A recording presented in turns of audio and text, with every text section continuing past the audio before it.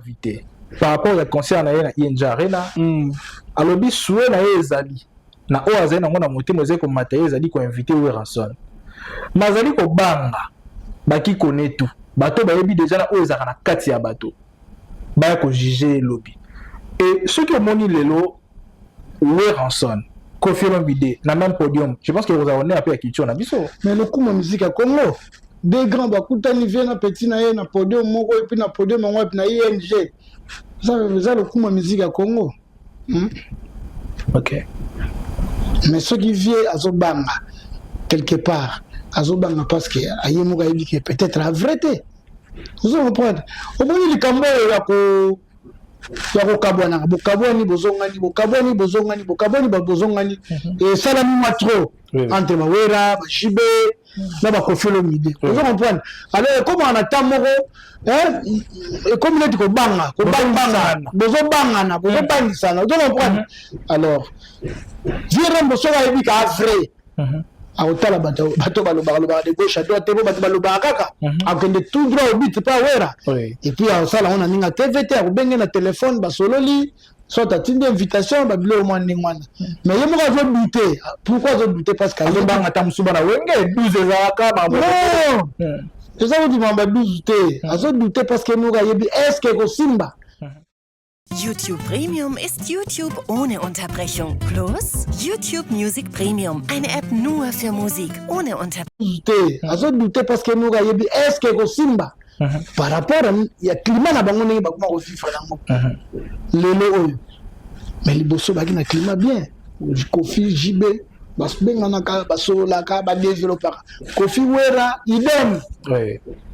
Mais on a dit petit na yego tu as pas signé la wenge mais so na yebisio notre émission na lobi na tala ki mamba moneta Wera le bac za frère ponga na vivant yango OK na de la paix wana ko faire vana na ngabo Wera na ngabo maison mère de Salami ba viera mbo baza bateau vraiment ba chaki maboko na kata maison mère vous comprenez aye vraiment baluki na simanda ko kuna na next côté ba JDT ba zoza na ba Serge Mabiala ya aussi ba petit man conseil un peu que na palais du Bilamba petit bango balar azo motivé vous comprenez à contribuer oui rapport qui na respect belé na vie na e vous comprenez mais ce qui le comment bouiller donc c'est que ça ne va pas mourir à la katiwana donc le messala que le loba comme bouiller et là voilà tout ça se répéter à trop ba comme à banga oui au moins na éviter la buzoba na éviter ba buzoba ce qui vraiment via Monica za na clean est vrai vis-à-vis à Wera.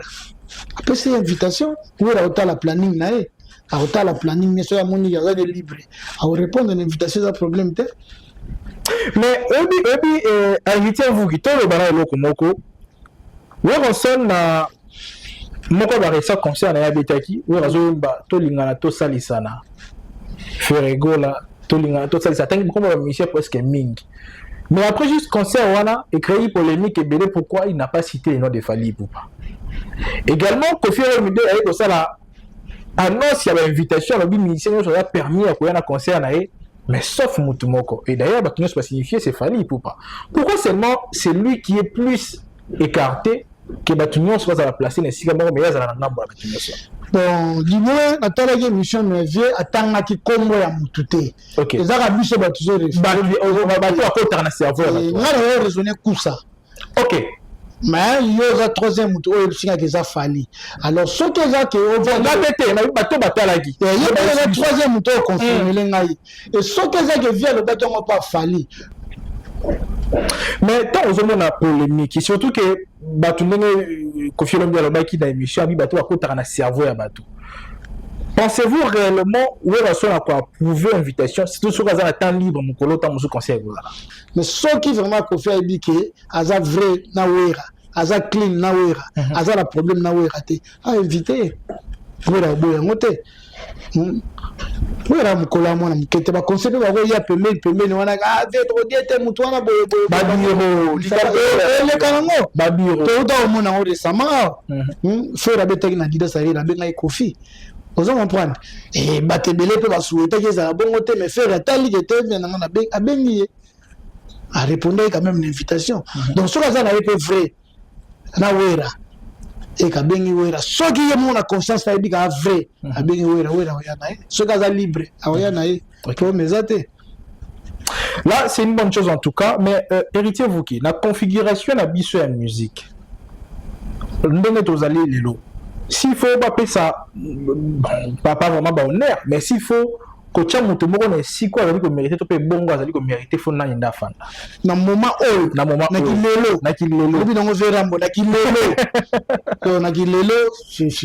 donc c'est clair, c'est clair.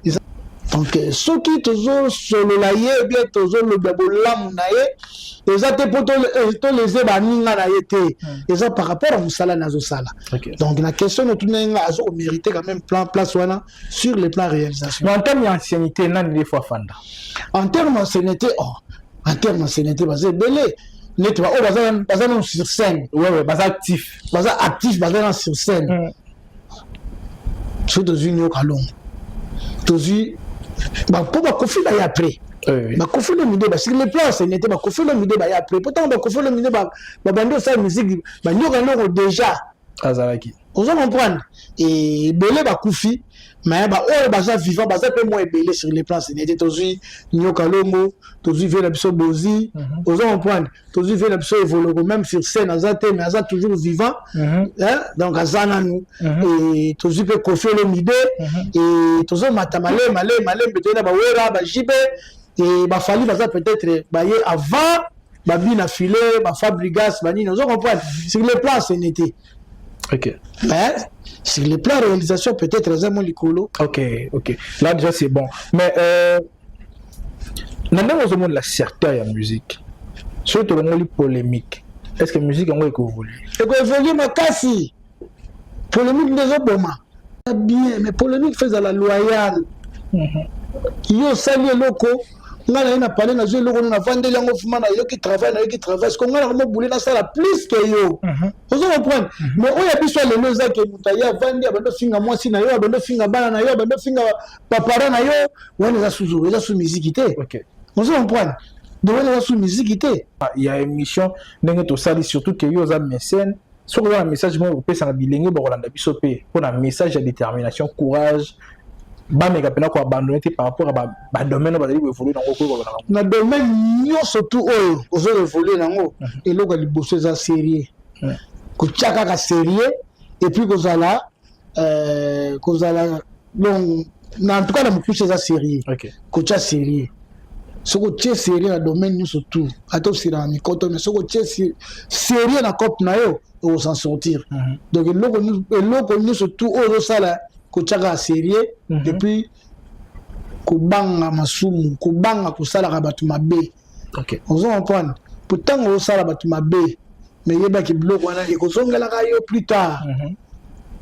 On va comprendre mais tant on kima mabe on va sérieux na musala na yo ozulu kuta o tiango pembeni pona cop na yo en tout cas et mini peut prier kusambela mingi au monde a avancer. Voilà, c'était un plaisir pour nous de vous recevoir aujourd'hui. Bambo Topé Sabanane. Ouais, Bambo Telanga et pas Kababel Togo Aigle 1. Na PC Bambo Tekota Zali et na PC Papi Dovel, le roi de Dieu.